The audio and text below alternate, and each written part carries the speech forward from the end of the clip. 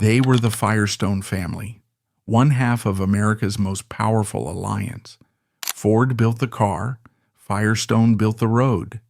90 years later, that same alliance produced a killing machine, a flipping SUV, and an exploding tire, leading to the bloodiest corporate divorce in history. The road they built together didn't begin with pavement. It began with mud, and the man who would pave it, Harvey Samuel Firestone, was a farm boy born into a world drowning in it. He was born in 1868, just 3 years after the end of the American Civil War, on a modest farm in Columbiana, Ohio. This was the heart of the American Midwest, a place built on agriculture, Protestant pragmatism, and the unshakable belief that a man's worth was measured by his hard work and his word. The air was thick with change. This was the Gilded Age, an era of explosive industrial growth. Names like Rockefeller were taming oil, Carnegie was forging steel, and Vanderbilt was laying down ribbons of railroad that stitched the continent together. But for the average person, life was still profoundly local and slow. The horse was king. The primary challenge of daily transport wasn't speed, it was mud. For much of the year, the unpaved roads of rural America were a quagmire, a sea of thick, viscous muck that could trap a wagon up to its axles. A trip of 20 miles to the next town wasn't a casual journey. It was an expedition, an all-day affair that required planning and brute force. Cities weren't much better. They were chaotic, filthy, and deafeningly loud, dominated by the clatter of thousands of iron-shod hooves and iron-rimmed wagon wheels on cobblestone. And the smell?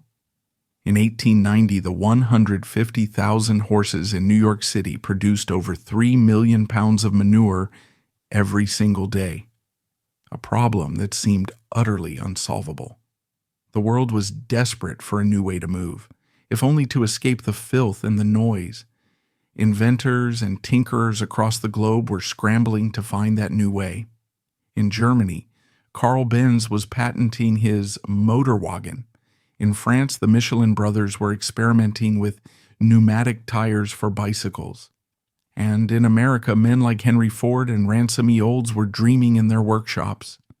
The horseless carriage was a fascinating, sputtering, and deeply unreliable novelty.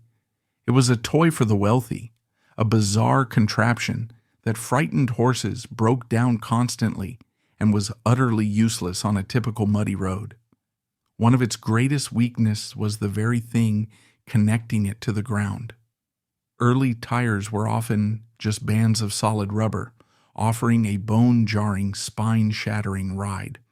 Or they were simple glued-on bicycle tires that punctured at the first sign of a sharp stone. This was the problem that Harvey Firestone was born to solve. He wasn't an aristocrat born into money, nor was he a genius inventor like his future friend, Thomas Edison. He was, at his core, a salesman, a farmer's son with an intuitive understanding of a product, and, more importantly, a customer's need. He possessed a restless energy, a dissatisfaction with the status quo. His farm boy pragmatism allowed him to look at a problem not as a scientific puzzle, but as a practical obstacle to be overcome. After graduating from a local high school and a brief stint at a business college, Harvey tried his hand at a few quintessential 19th century jobs. He was a bookkeeper. He sold patent medicine, learning the hard-knock art of the cold pitch. But his true calling emerged when he went to work for his uncle's buggy company in Columbus, Ohio. He wasn't just selling buggies. He was selling mobility, comfort, and status. He was a natural. He could talk to farmers and city dwellers alike, understanding their frustrations. And he quickly noticed that the single biggest complaint from customers, aside from the price, was the ride. The solid rubber tires were a slight improvement on iron, but they were uncomfortable, jarring, and wore out quickly. He became obsessed with the idea of a better tire. In 1895, he had a pivotal encounter. He met a young representative from the Consolidated Rubber Company who showed him a new type of pneumatic or air-filled carriage tire. For Harvey, it was a revelation. It was as if he'd seen the future. He convinced his skeptical uncle to let him try a set. The difference was astonishing. The buggy seemed to float. It was quiet. It was comfortable. He knew in that instant that this was it. He convinced his uncle to switch, and sales boomed. He then started his own side business, the Firestone Buggy Company, selling these new pneumatic tires directly to other buggy manufacturers. He was ambitious, and he knew Columbus was too small for his dreams. He moved to Chicago, the bustling, brawling hub of the nation's buggy trade. For a few years, he was incredibly successful. He'd made a small fortune, around $40,000. He was married, a rising star in the industry. But then, as it often does, the market shifted. The company that supplied his tires was bought out by a larger rubber conglomerate, the Rubber Trust. This new monopoly, in a classic power play, immediately jacked up prices and then, seeing Firestone as a competitor, refused to sell to him at any price. He was squeezed out. At the age of 31, Harvey Firestone was nearly wiped out. He sold his buggy business for what he could get and was left with a choice. He could retreat, go back to selling someone else's product, or he could take the biggest gamble of his life. He chose the gamble. He gathered his remaining capital, around $20,000. A significant sum, but hardly enough to challenge the giants. And in 1900, he moved his family to Akron, Ohio. Why Akron? Because Akron, by the turn of the century, was already becoming the rubber capital of the world. Thanks to its location with canal and rail access and the presence of innovators like Dr. Benjamin Franklin Goodrich, it was the place to be if you were in the rubber business. It was the Silicon Valley of its day, but for rubber. The air had a constant, acrid smell of vulcanizing chemicals. It was a tough, gritty industrial town, a place where fortunes were being made and lost. On August 3rd, 1900, with just 12 employees in a rented, dilapidated old foundry building, the Firestone Tire and Rubber Company was born. Harvey Firestone immediately set his tiny company apart with a simple, radical idea. While his competitors, like Goodyear and Goodrich, were diversified, making everything from rubber hoses to boots to waterproof fabrics, Firestone would do one thing: make tires. He was laser-focused. He wasn't interested in rubber sundries. He saw with perfect clarity that the future was not in rubber boots, it was in mobility. His company's survival depended not on being the biggest, but on being the best at the one product that would define the coming century. The first few years were a desperate, hand-to-mouth struggle. Firestone was a tiny fish in a pond dominated by sharks. He wasn't even manufacturing his own tires at first. He was acting as a distributor, buying tires from other manufacturers and stamping his name on them. He was once again a middleman. He was losing money, and his investors were getting nervous. He knew he couldn't survive this way. He had to become a maker. He had to control his own product. In 1903, the same year the Wright brothers first flew at Kitty Hawk, Harvey Firestone finally secured enough capital to build his first factory. It was a modest affair, but it was his. He began manufacturing his own solid rubber tires for carriages and wagons, the market he knew best. But he was constantly looking over his shoulder at the sputtering, noisy, and increasingly popular automobile. He knew the buggy's days were numbered. The future was in the horseless carriage, and he needed to get in. This is where the story pivots from a simple business venture to a legend of American industry. It's here that Harvey Firestone's path crosses with that of another Midwestern farm boy who is also betting his entire future on a single idea: Henry Ford. The two men were cut from the same cloth.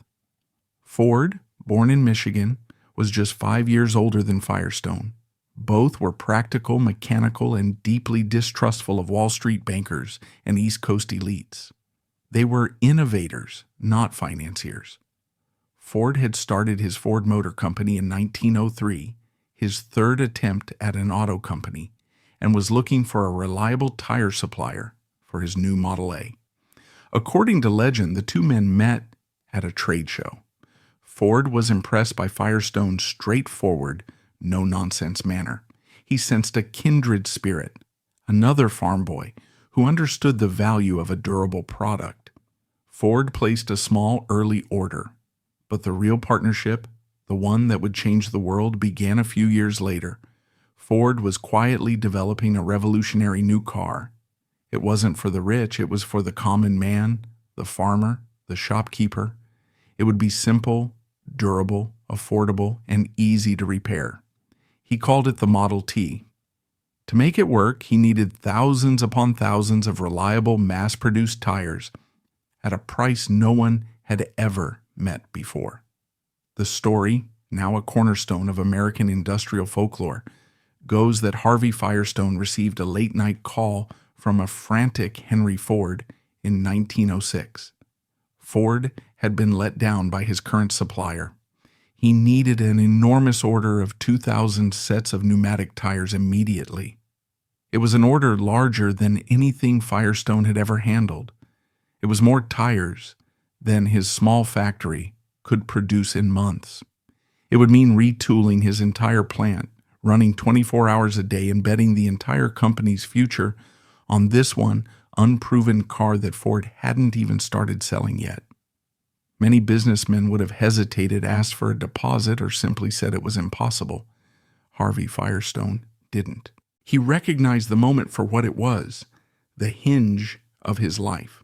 He famously said, "If Henry Ford can make that many cars, I can make that many tires." He took the order. He scrambled, he borrowed, he pushed his 12-man crew to their absolute limit. He delivered. It was the handshake that built an empire. The Ford Model T, launched in 1908, was not just a success, it was a phenomenon. It was the Tin Lizzie, the flivver. It put America on wheels. Ford's revolutionary assembly line didn't just build cars, it built a new middle class. And with every single Model T that rolled off that line, a set of Firestone tires rolled with it.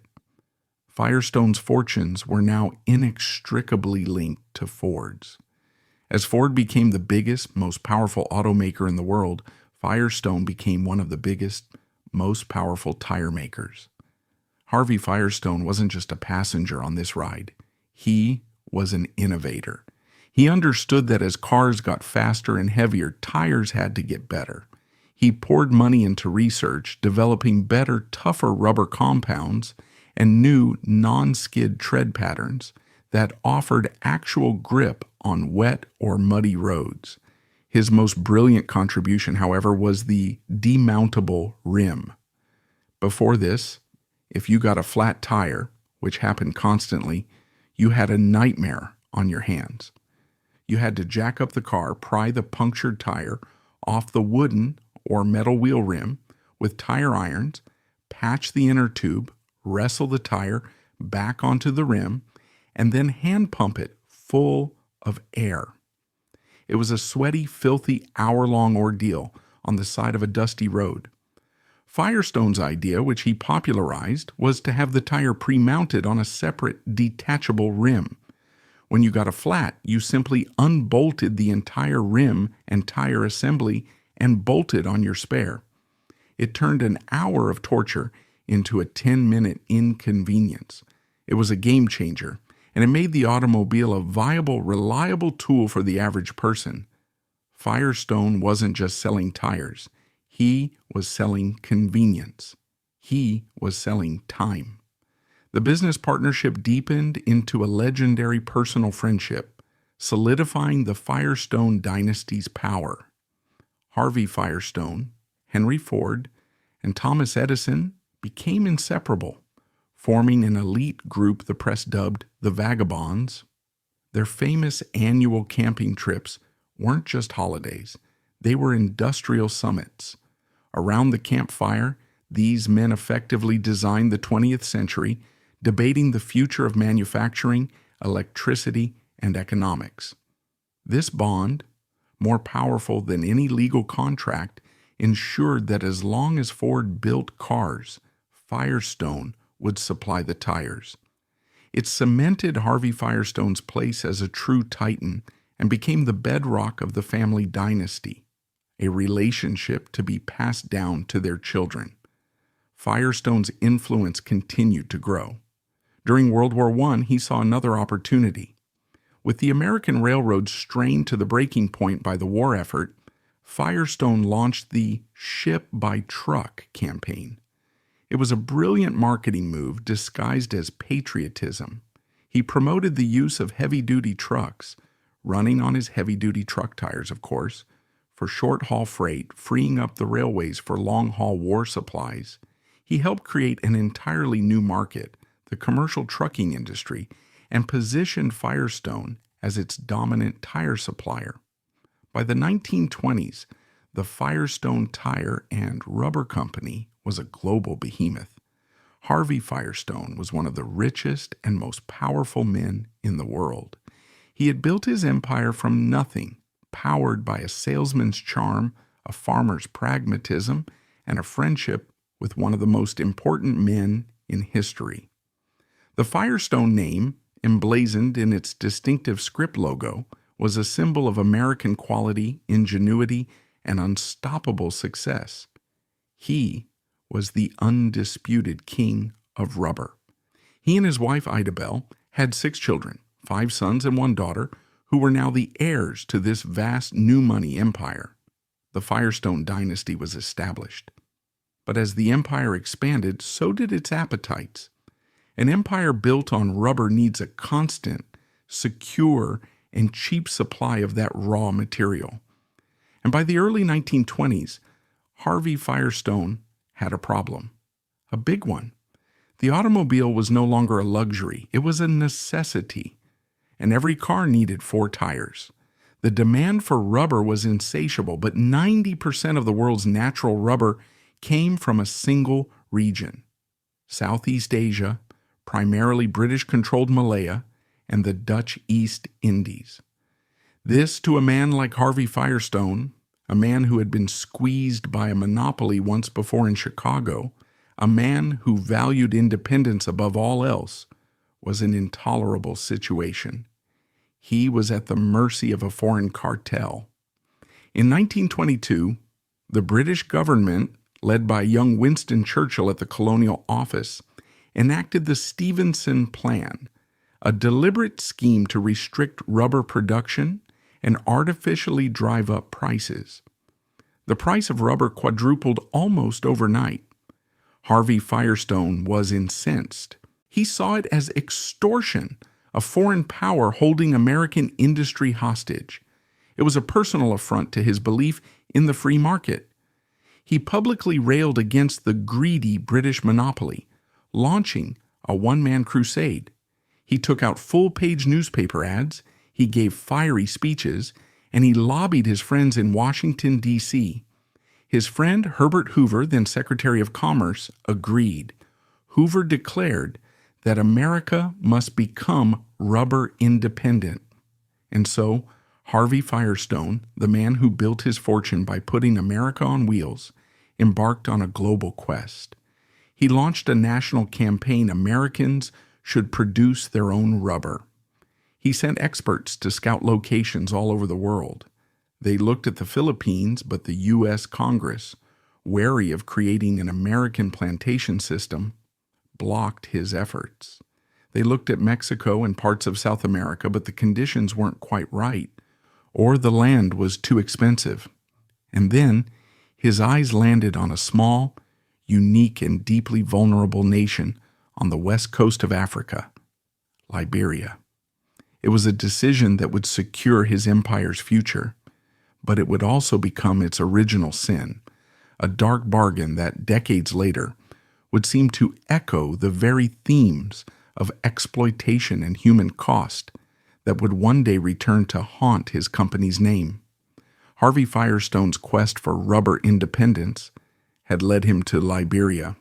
On the surface, it was the perfect choice. The climate was ideal for growing Hevea brasiliensis, the rubber tree. The land was supposedly plentiful, and most importantly, Liberia was not a colony of any European power. But this independence was precisely what made it so vulnerable. To understand the deal Firestone struck, you must first understand Liberia. It was a nation with a unique, troubled history, founded a century earlier in the 1820s by the American Colonization Society. It was a project to resettle freed American slaves and free-born Black Americans in Africa. This group, the Americo-Liberians, formed a tiny English-speaking elite. They dressed in Western suits and top hats, built plantation-style homes, and ruled the country from the capital, Monrovia. But they made up less than 2% of the population. The other 98% were the indigenous tribal peoples of the interior, who were treated by the ruling class with a mixture of fear and contempt, not as citizens, but as subjects to be governed. By the 1920s, this Americo-Liberian government was in a state of perpetual crisis. The country was bankrupt, hopelessly in debt to European banks. Britain and France, whose colonies surrounded Liberia, were circling like sharks, eager to foreclose on those debts and carve up the last independent nation in the region. The Liberian government was desperate. They looked to their mother country, the United States, for a protector. And in 1926, that protector arrived. But it wasn't the U.S. government. It was Harvey S. Firestone.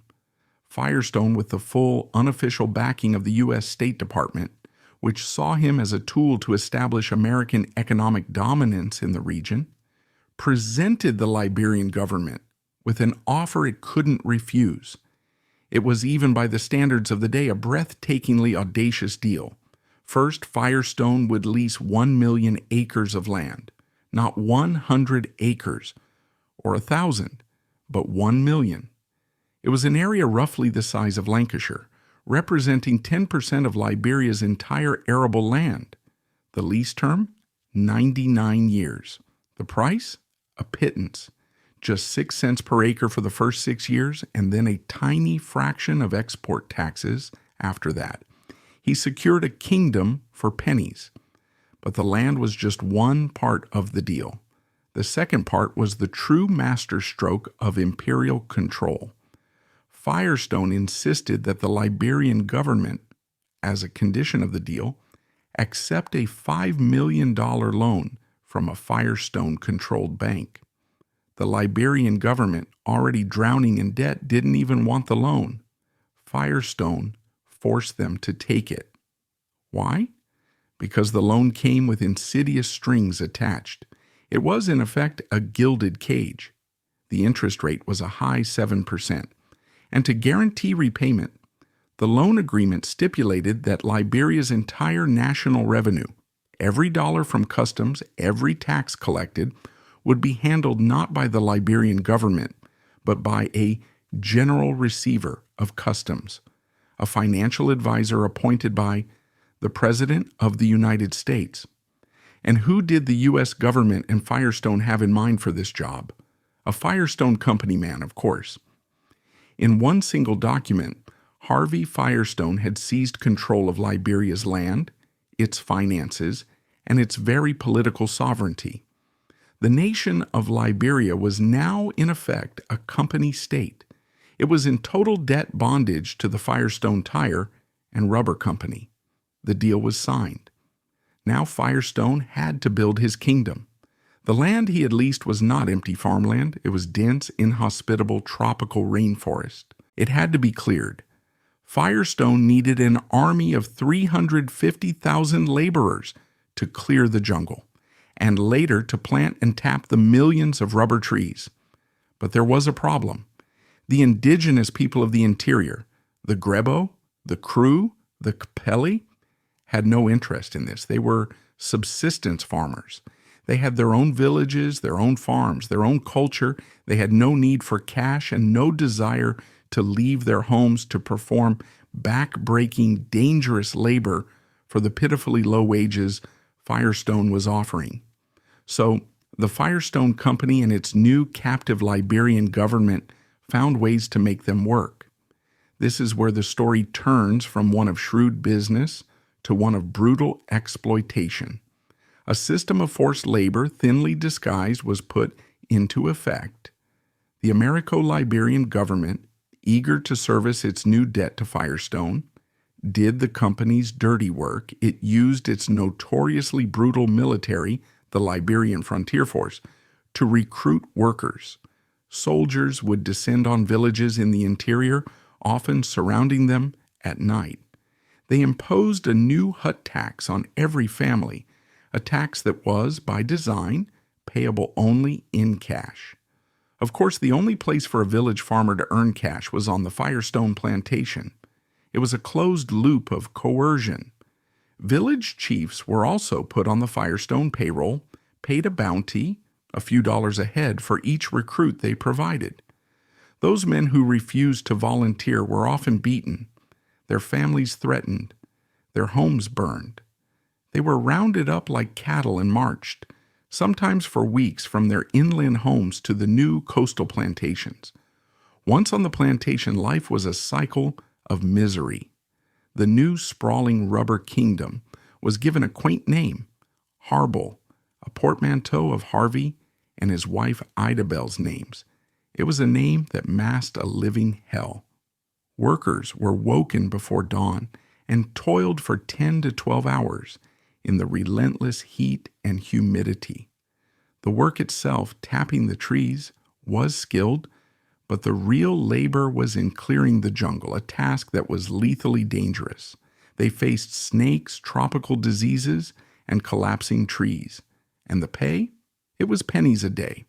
But even that is misleading. Workers were often not paid in cash. They were paid in company scrip, paper vouchers, that were only valid at Firestone's own massively overpriced company stores. This is a classic cruel system called debt peonage. A worker would toil all week, receive his scrip, and be forced to spend it all at the company store on a small bag of rice and some tinned fish. By the end of the week, he often owed the company money, binding him and his family to the plantation indefinitely. The living conditions were appalling.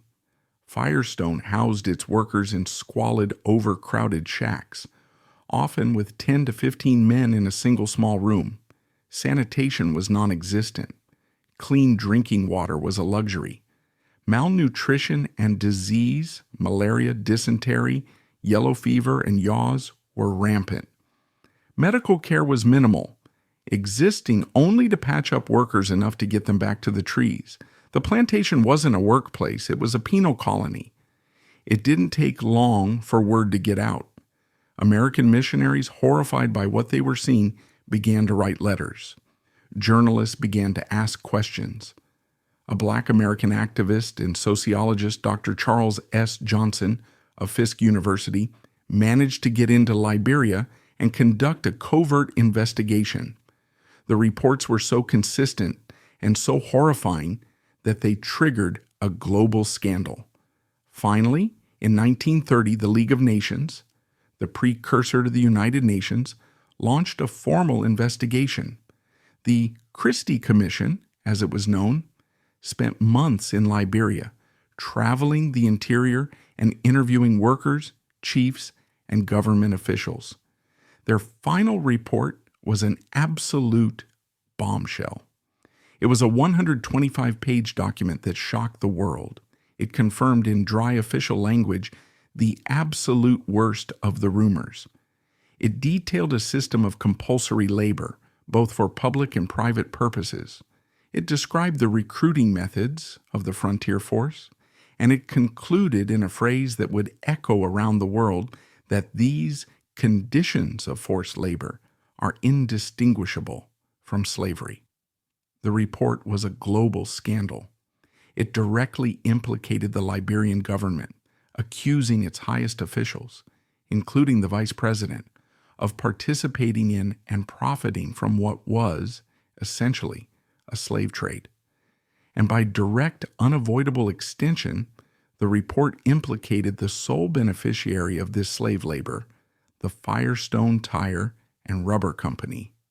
Harvey Firestone, back in Akron, was indignant. He was a vagabond, a friend of Edison, a titan of industry, a self-made man.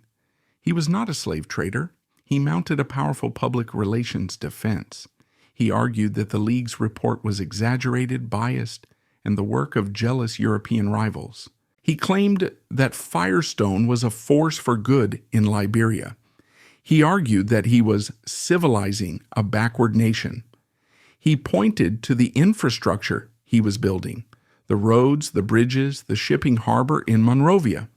He pointed to the modest schools and hospitals he had built. He saw himself as a benefactor, a titan of industry, bringing progress to the dark continent. It was a classic white man's burden defense, steeped in the colonial and racial attitudes of the era. The bitter irony was that Firestone, the man who so loudly decried the imperial British rubber monopoly, had, in effect, created his own private, brutal, 1 million-acre kingdom in Africa, built on a foundation of human misery. As this scandal raged, the Firestone dynasty was solidifying its future. Harvey Sr., the founder, was preparing to hand the reins of his empire to his children. He had 5 sons: Harvey Jr., Russell, Leonard, Raymond, and Roger. It was a true industrial dynasty, with the sons all being groomed for leadership. The heir apparent was Harvey S. Firestone Jr.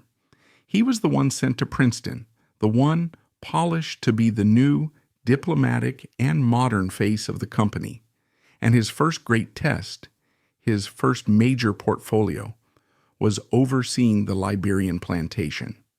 From the 1930s onward, Harvey Jr. became the public face and the fierce defender of Harbel. He would spend decades in this role, mastering his father's arguments, extolling the mutual benefits of the partnership, and flatly denying any allegations of wrongdoing. The dynasty was learning to not only build an empire, but to defend its darkest secrets. And what was the result of the League of Nations' damning report? What were the consequences for this system indistinguishable from slavery? Almost none. The Liberian president and vice president were forced to resign in disgrace. But the Firestone Company, the true power behind the throne, emerged almost entirely unscathed, protected by its immense wealth, its powerful friends in the U.S. State Department, who saw the plantation as a vital strategic asset, an American foothold on the African continent, and a PR machine that deflected all blame. The company simply waited for the storm to pass. The plantation continued to operate, the rubber continued to flow, and the profits continued to swell the Firestone family fortune. The world soon had bigger things to worry about. The Great Depression gave way to the Second World War, and in wartime, rubber wasn't just a commodity, it was a critical strategic material. The Japanese conquest of Southeast Asia in 1942 cut off 90% of America's natural rubber supply overnight. Suddenly, Harvey Firestone's controversial Liberian plantation was hailed as a stroke of genius. Harbel, once a symbol of exploitation, was now a vital national security asset, the primary source of natural rubber for the entire Allied war effort. The Firestone family weren't just titans, they were patriots. Harvey Jr. ran the company while his brother served in the war. The family's and the company's reputation was not just restored, it was lionized. After the war, the dynasty entered its golden age. Harvey Sr. had passed away in 1938, leaving Harvey Jr. as the new chairman and CEO. The 4 other brothers also took high-ranking executive roles. It was a true family-run empire. They rode the wave of America's post-war economic boom. This was the age of cheap petrol, big cars with fins, and the construction of the interstate highway system. It was the best time in history to be in the tire business. The Firestone brand was everywhere. It was a symbol of trust. The company became famous for its Indianapolis 500 racing sponsorship, where its tires were tested at the very limits of performance. The tagline, "Where the rubber meets the road," was a promise of quality. The family itself, now in its second and third generations, was American royalty.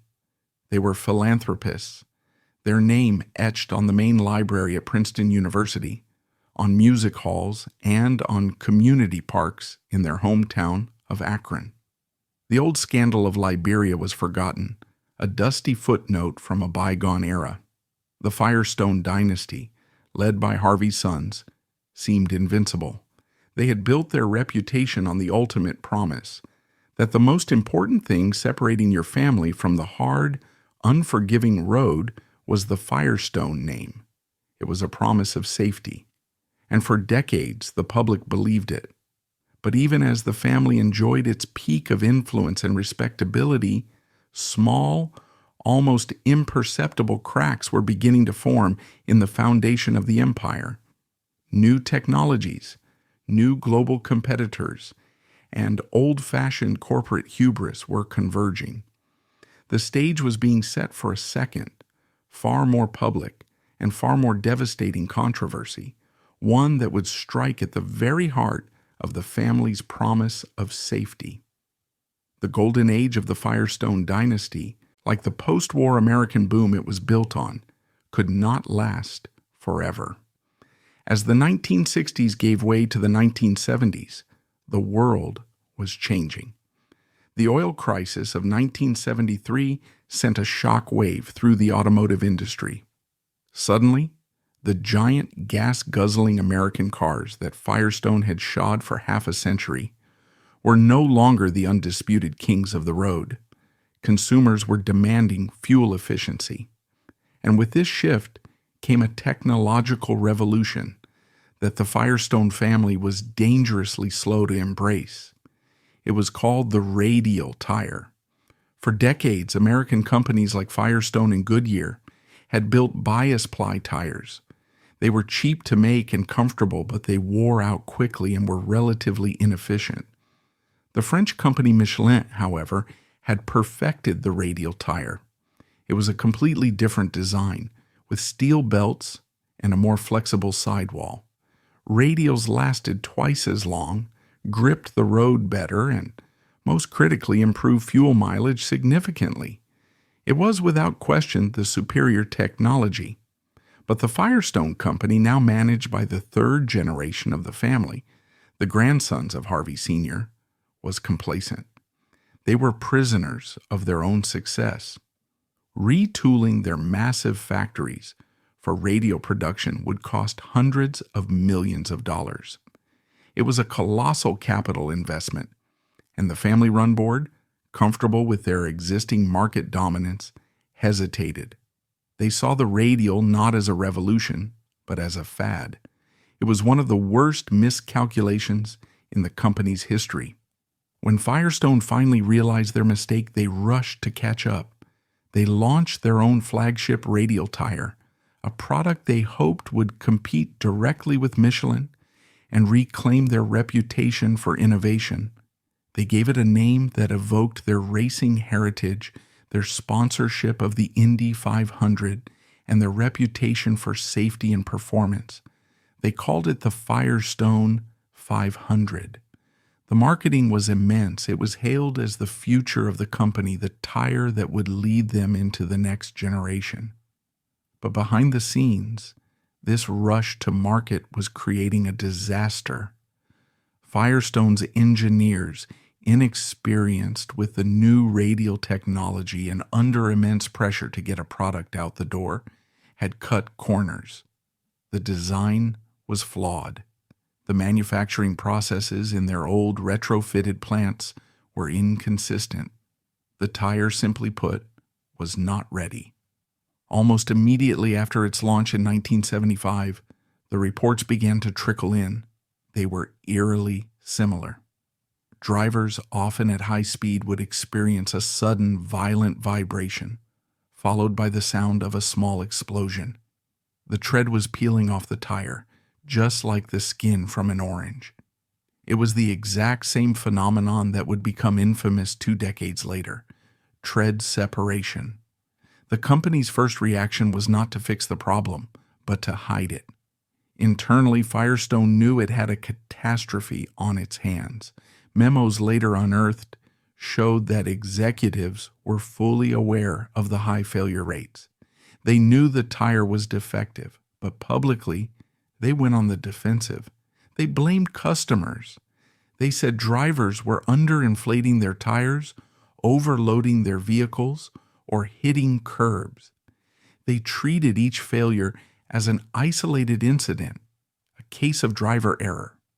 But the trickle of complaints was becoming a flood. Consumer advocacy groups, particularly the new and powerful Center for Auto Safety, an organization founded by Ralph Nader, began to collect the data. They found a terrifying pattern: thousands of failures, hundreds of accidents, dozens of injuries, and by their count, at least 34 deaths. In 1978, the U.S. government, through the National Highway Traffic Safety Administration, stepped in. They opened a formal investigation into the Firestone 500. The company was now cornered. The public scrutiny was intense. The evidence was overwhelming. The Firestone family's carefully curated image of safety and reliability was disintegrating. This wasn't a distant scandal about exploited workers in Africa. This was happening to their customers on American highways. This was a direct betrayal of their core promise. In October 1978, the Firestone dynasty was forced into a humiliating public surrender. The company announced a massive recall of 7.5 million Firestone 500 tires. It was, at that time, the largest tire recall in history. But the government pushed back, arguing the problem was far wider, affecting other Firestone radial models built with the same flawed design. Finally, Firestone was forced to recall over 14.5 million tires. The financial blow was catastrophic. The recall, the lawsuits, and the free replacements would cost the company nearly $150 million. But the damage to the brand was incalculable. For the first time, the word Firestone was publicly and inextricably linked with the words danger, failure, and death. The company, once a symbol of American industrial might, was now seen as a corporation that had knowingly put its customers at risk to protect its profits.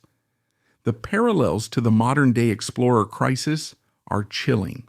A flawed product rushed to market, a pattern of tread separation, a corporate culture of denial and victim blaming, and finally, a massive forced recall after dozens of deaths.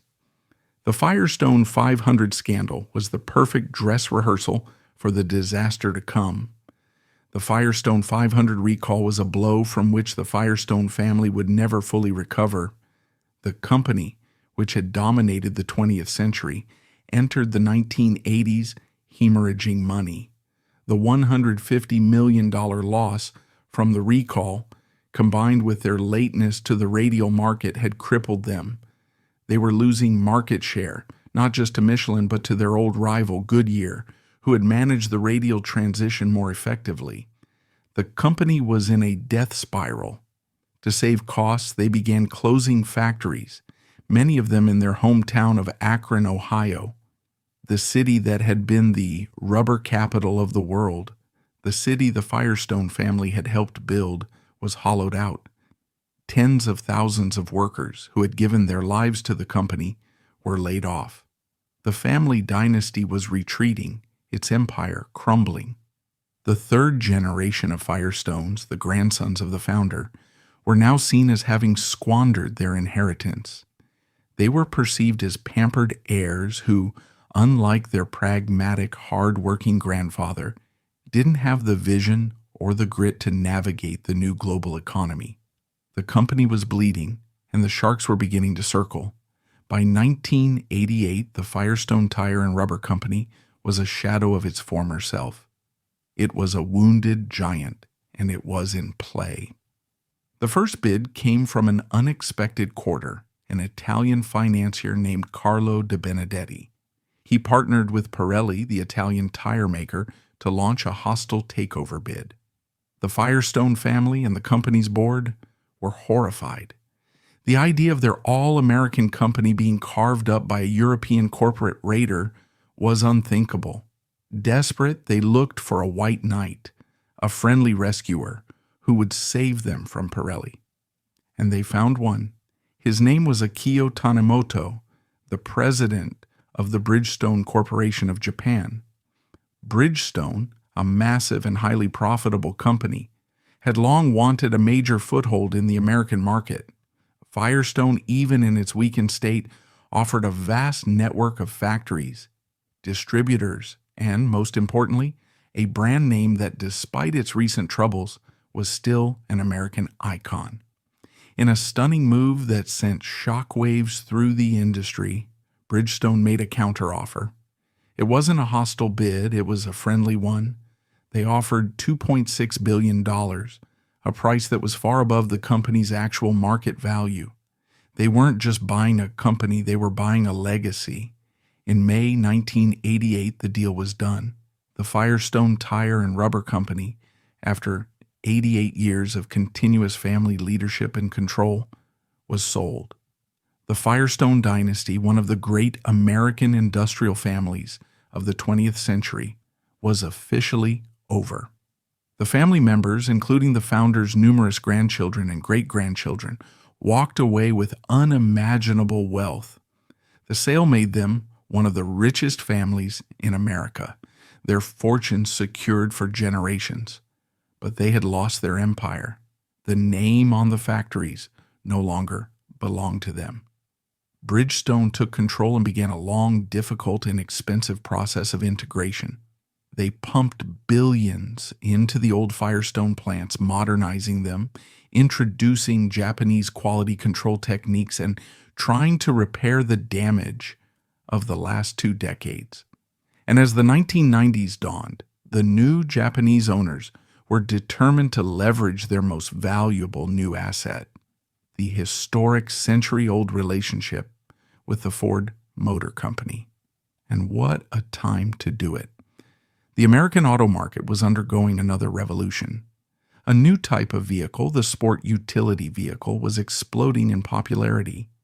And in 1990, Ford launched the vehicle that would define the entire decade, the Ford Explorer. It was an instant runaway success. It wasn't just a car, it was a lifestyle.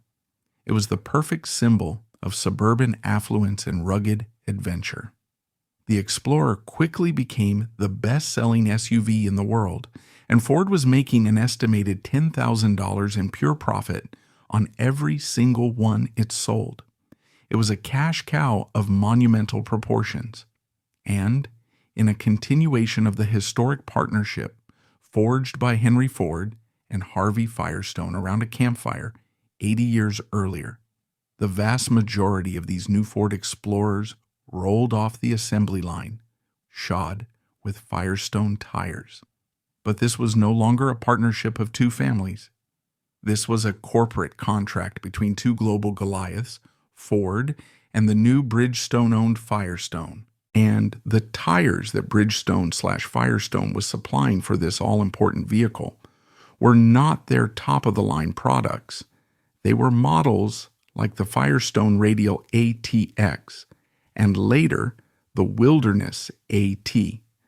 And in one factory in particular, an old Firestone plant in Decatur, Illinois, workers were building these tires. The Decatur plant had a troubled history. It had been the site of a bitter, prolonged strike in the mid-1990s, where Bridgestone had permanently replaced its union workforce.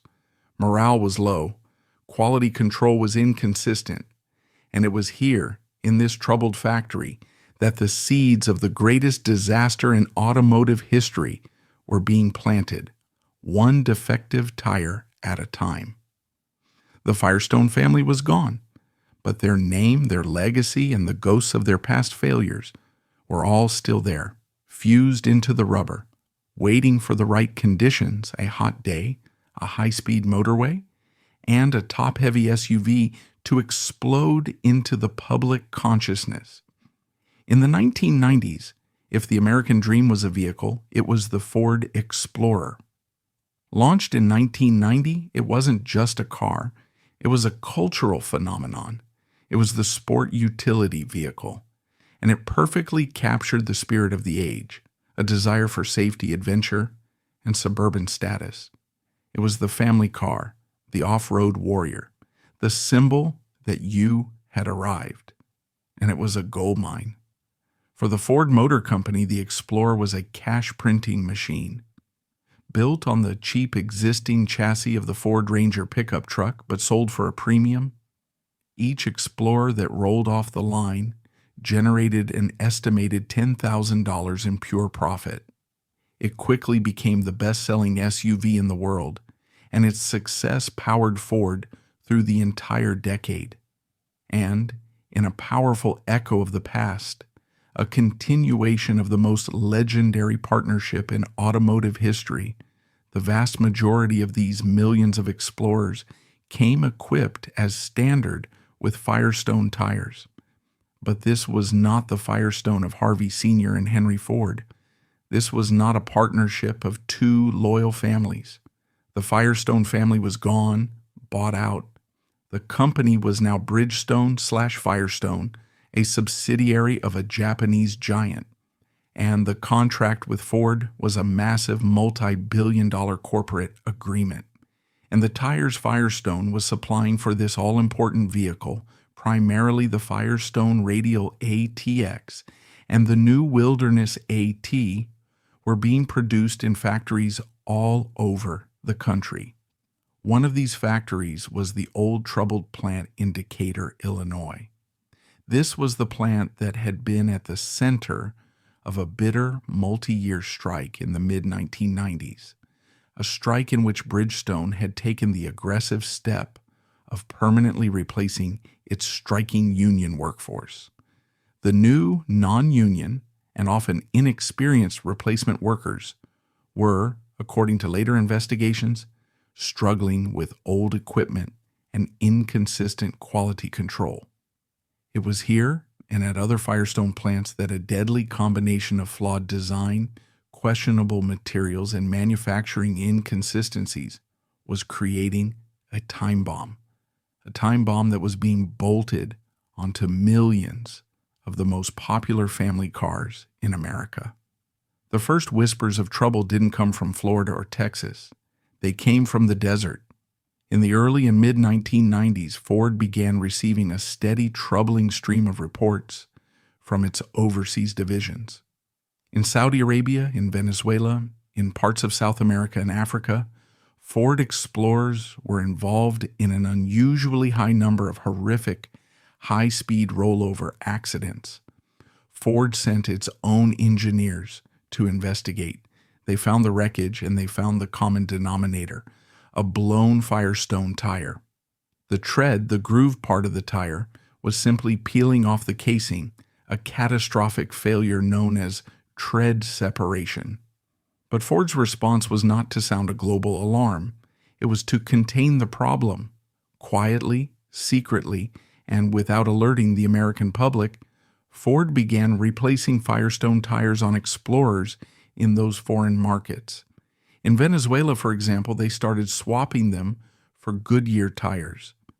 They blamed the failures on unique local conditions, extreme heat, abusive road surfaces, and a tendency for drivers to dangerously underinflate their tires. It was, they reasoned, a local problem, not an American one. They were wrong. The same accidents began happening at home. A family driving down the interstate on a hot summer day, a sudden violent vibration, a flapping tearing sound like a cannon shot, and then a total loss of control. It's important to understand why these failures were so deadly. A tire blowout on a normal family saloon is a terrifying, dangerous event, but it is often controllable. A driver can, in many cases, fight the wheel and bring the car to a safe stop on the hard shoulder. A tread separation on a Ford Explorer was an entirely different animal. The Explorer was not a car, it was a truck. It was built on the narrow frame of the Ford Ranger pickup, but with a heavy, tall body placed on top. This gave it a dangerously high center of gravity. It was, in a word, tippy.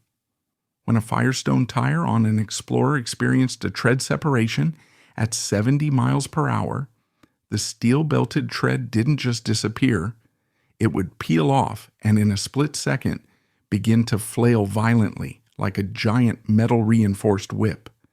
It would snag on the wheel well, effectively locking the wheel. This, combined with the vehicle's high center of gravity, would trigger a brutal, instantaneous, unavoidable roll. There was no time to react. The vehicle would simply dig in and flip, tumbling over and over, crushing the roof, and, all too often, the occupants inside. For years, these were all treated by local police and insurance companies as isolated tragic accidents. Driver error, a bad bit of road, a tragic loss. One of those victims was Donna Bailey. In 1998, the 44-year-old mother and physical therapist was driving her son home from a holiday in Texas. The tread on her Firestone tire separated. Her Explorer rolled 4 times. Her son miraculously survived with minor injuries. Donna was not so lucky. The roof crushed and her spine was severed. She was left a quadriplegic, permanently paralyzed from the neck down. As she lay in her hospital bed, her family's lawsuit and her own incredible determination to find out why this had happened was one of the first crucial steps in uncovering the truth. Her lawyers began to collect similar cases, connecting the dots that Ford and Firestone were desperately trying to keep separate. But the real tipping point, the moment the dam of corporate secrecy finally broke, came from a local television station in Houston, Texas. In 1999, KHOU TV reporter Anna Werner received a tip from a plaintiff's lawyer. The tipster told her to look into a pattern of fatal Explorer rollovers. Werner and her producer, David Razik, began to dig. They spent months painstakingly gathering local police reports, lawsuits, and insurance claims from all over Texas. They found the link, a horrifying, undeniable pattern. Ford Explorers, Firestone tires, tread separation, rollover, death. In February 2000, KHOU 11 ran its first explosive report. The story was immediately picked up by the national media. It was as if a light switch had been thrown. The National Highway Traffic Safety Administration, the federal government's auto safety agency, which had been receiving complaints for years but had failed to see the pattern, was finally forced to act. In May 2000, NHTSA launched a formal investigation into 47 million Firestone radial, ATX, and Wilderness, AT tires. The story exploded. Suddenly, every Explorer owner in America, and there were millions of them, was looking at their tires, terrified. The public, which had been sold a dream of safety, was now waking up to a nightmare. They demanded answers. What followed was a public, brutal, and deeply cynical blame game between two of America's most iconic companies.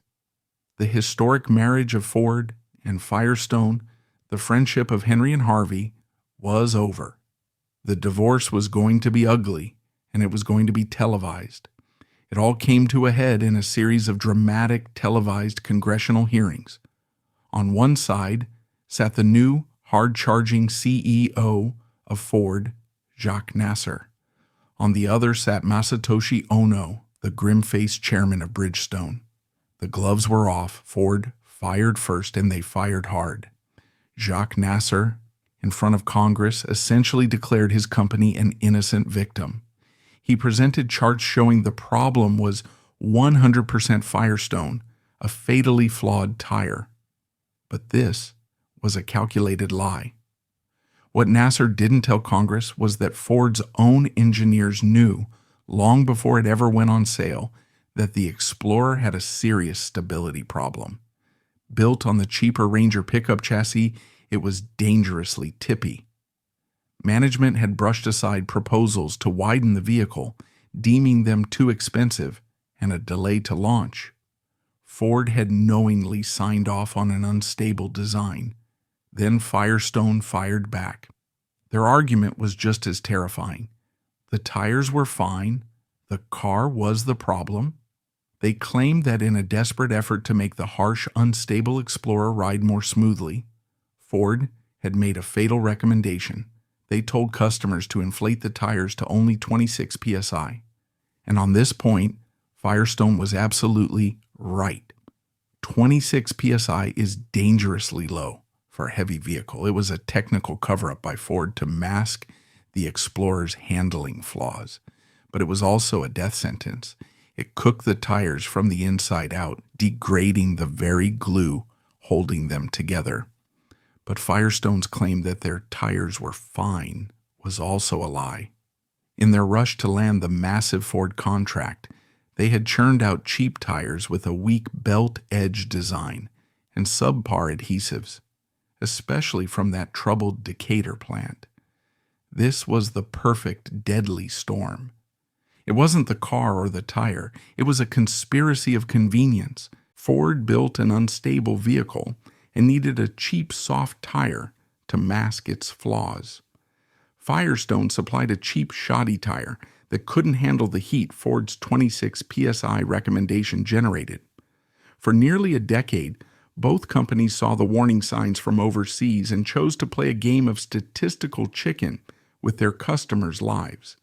And in the summer of 2000, they lost. Firestone also tried to contain the problem, just as Nasser had tried to do. They admitted that a high percentage of the failed tires had come from the Decatur plant during the strike, blaming shoddy workmanship. It was an attempt to make this a factory failure, not a brand failure. The truth was out.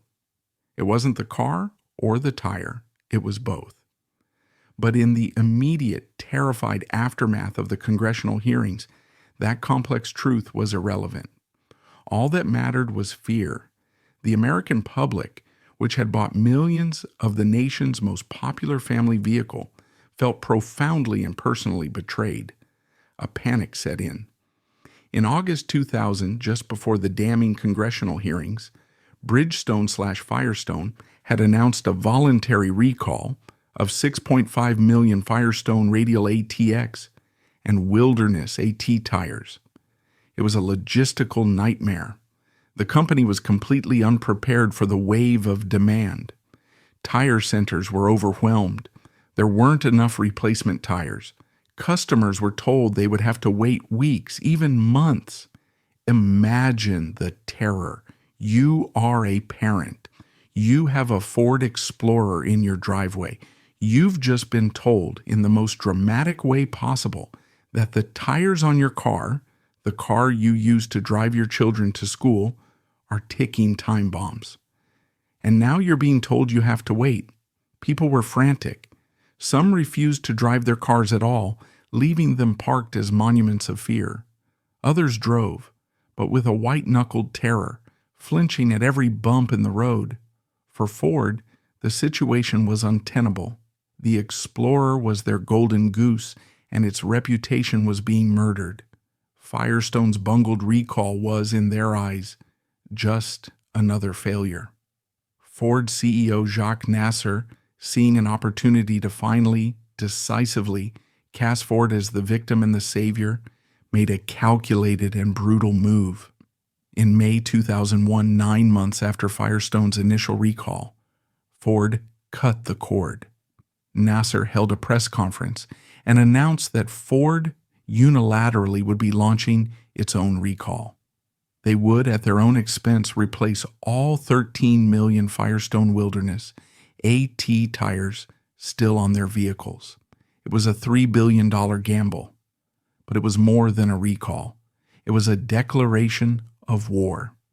Nasser stated in cold final terms that Ford had lost confidence in Firestone as a supplier. The response from Bridgestone/Firestone was apoplectic. They were stunned. Ford hadn't just recalled the tires. They had publicly executed the Firestone brand. Firestone's new American CEO, John Lampe, fired back with equal venom. He accused Ford of launching a smear campaign to divert attention from the safety of the Explorer. He claimed Ford was deliberately and cynically destroying Firestone to save itself. And then he dropped the final bombshell. He announced that Firestone was severing all, and I mean all, of its business ties with the Ford Motor Company, effective immediately. Let that sink in. The partnership forged by Henry Ford and Harvey Firestone, the friendship of the vagabonds, the 100-year-old alliance that had been the bedrock of two of the world's largest corporations, was over, finished. It was severed not in a quiet boardroom, but on live television, in a flurry of bitter public backstabbing accusations. It was the ugliest, most spectacular corporate divorce in modern history. The two family names that had built the American road together were now mortal enemies. For Bridgestone, the Japanese parent company, the fallout was an existential crisis. The acquisition of Firestone in 1988, which was supposed to be their crown jewel, their entry into the American market, had now become a poisoned chalice. The financial damage was almost beyond comprehension. The initial 6.5 million tire recall cost the company over $750 million. Ford's unilateral recall of 13 million more tires and the subsequent severing of their single largest contract represented billions more in lost revenue. And then came the lawsuits, thousands of them, lawsuits from victims like Donna Bailey, lawsuits from the families of the 271 dead. In 2001, for the first time in its history, the globally dominant Bridgestone Corporation posted a massive financial loss, over $500 million. Its stock price had collapsed, wiping out billions in shareholder value. The company was on the brink. The company fighting for its life began to triage. The Decatur, Illinois plant, the factory that had been at the center of the strike and the quality control allegations, was deemed ground zero. In December 2001, Bridgestone/Firestone shut it down for good. Over 1,500 workers lost their jobs, scapegoats for a crisis that had begun in boardrooms and engineering labs in Michigan and Ohio years before. The damage to the Firestone brand was even worse. A name that had been, for 100 years, a symbol of American trust, quality, and racing heritage was now poison. It was a punchline, a synonym for failure, death, and corporate deception. The red script logo, once a comforting sight, was now a mark of shame. And what of the Firestone family? The great-grandchildren of Harvey Sr. were, by this time, long gone from the company's operations. They were immensely generationally wealthy from the 1988 sale to Bridgestone. They were, in that sense, insulated from the financial collapse. But they were not insulated from the reputational one. Imagine being a Firestone, your great-grandfather's name, a name you carry, a name that is literally carved in stone on university libraries and concert halls, was now being spoken with contempt on every news channel in the world. The legacy they had inherited, the source of their immense social standing, was now tarnished, perhaps permanently, by 271 deaths. The family, which had once been so public, so proud, retreated entirely from the spotlight. The dynasty, as a public-facing American institution, was over, but the legacy of the Firestone-Ford crisis extends far beyond the two companies, or even the tragic human cost. It fundamentally and permanently changed the car you drive today. The U.S. Congress was appalled by what it had learned, not just by the deaths, but by the secrecy. They were shocked to learn that Ford and Firestone had known about these failures in Venezuela and Saudi Arabia for years and had told U.S. regulators nothing. They were furious that there was no early warning system, that NHTSA, the government's own watchdog, had to rely on a local news report to uncover the deadliest auto defect in a generation. So in the autumn of 2000, in a rare moment of swift bipartisan agreement, Congress passed a sweeping new piece of legislation.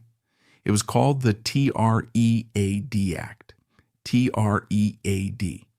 It stands for the Transportation Recall Enhancement, Accountability, and Documentation Act. The TREAD Act was a revolution in auto safety, written in the blood of the Firestone victims. It did two main things. First, it created that early warning system. It mandated for the first time that all auto and tire manufacturers must report all data on overseas recalls, customer complaints, warranty claims, injuries, and fatalities to the U.S. government. No more hiding a problem in Saudi Arabia. The government would now have the data to see a pattern, to connect the dots before a crisis exploded. And second, the TREAD Act led directly to a piece of technology that is in virtually every car on the road today. Regulators, understanding that Ford's low-pressure recommendation was a key part of the disaster, mandated that all new passenger vehicles sold in the U.S. after 2007 must be equipped with a tire pressure monitoring system, or TPMS. That little warning light on your dashboard that comes on when your tire is low? That is the direct legacy of the Firestone Ford crisis. It is a silent electronic ghost, a constant reminder of the 271 people who died, in part because of a 26 psi recommendation. That small light is perhaps the most important outcome of the entire tragic affair. It has without question saved thousands of lives. For the companies, the road back was long. Ford survived, but the Explorer's reputation was battered. They quickly redesigned it for the 2002 model year, finally giving it the safer, wider stance and the more sophisticated independent rear suspension that engineers had proposed a decade earlier. They moved on, their cash cow, though wounded, still alive. For Bridgestone, the task was far greater. They were now the owners of the most reviled brand in America. They had to rebuild from ashes. They closed the bad factories. They poured billions into new designs, state-of-the-art manufacturing, and the most rigorous, obsessive quality control systems in the industry, desperate to win back even a fraction of public trust. And what of Liberia, the Firestone name, now under a global microscope of negative scrutiny, could no longer hide its other dark secret? In the 2000s, with the company on the ropes, human rights activists and journalists seized the opportunity to shine a new, harsh light on the Harble plantation. In 2005, the International Labor Rights Fund filed a major lawsuit against Bridgestone, alleging that the conditions at the Liberian plantation still constituted a system of exploitation. The lawsuit alleged child labor, appallingly low poverty wages that kept workers in a state of debt peonage, and dangerous environmental practices. The echoes of the 1920s were impossible to ignore. Harvey Firestone Sr.'s original sin, his kingdom built on coercion, was still haunting his company's name 80 years later. Bridgestone, already reeling from the Explorer crisis, fiercely disputed the claims, but the public relations damage was immense. They eventually settled the lawsuit and, under intense global pressure, began to invest heavily in improving housing, building new schools, and raising wages. But the saga served as a powerful, haunting reminder that the past is never truly past. The shadow cast by Harvey Firestone in 1926 was proving to be very long indeed. It's hard to reconcile those two images. On one side, the industrial giant that put the world on wheels. On the other, 271 graves. The truth is, the Firestone story is both. It's a profound and profoundly American contradiction. A tale of a farm boy's audacious vision, and yet a dark cautionary tale. It's a story of devastating ethical compromises, from the exploitation in Liberia, where a human cost was deemed an acceptable price for rubber, to the marriage from hell, where two industrial giants gambled with public safety, treating 271 lives as a rounding error. What Firestone left behind in the end is dual. It's written in the roads we drive on, a testament to the mobility and freedom they helped create. But it is also written in the federal laws that now protect us, and in those 271 graves. This story teaches us that trust, like a tire, is a complex, layered thing. It can take 100 years of craftsmanship to build, but it can be shredded in a single catastrophic instant on a hot highway, leaving behind a wreckage of lives and a name that, for many, will never be clean again.